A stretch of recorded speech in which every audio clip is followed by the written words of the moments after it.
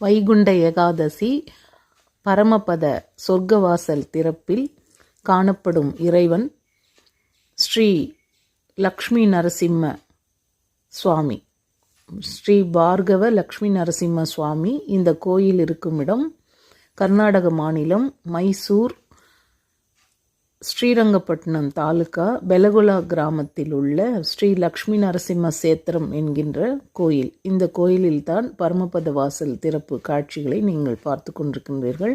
கோயிலில் உள்ள தெய்வங்கள், மற்ற வழிபாட்டு முறைகள் இதையெல்லாம் இங்கே நீங்கள் காண்கின்றீர்கள்.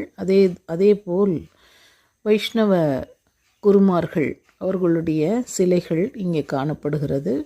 ஒரு கோசாலாவும் இங்கே இருக்கின்றது. பசுக்களுக்கு ஆதரவளித்து அவர்கள் வருகின்றார்கள். அன்னதான நிகழ்வுகள் நடைபெறுகின்றன. மிக அற்புதமாக இந்த கோயில் கட்டப்பட்டுள்ளது.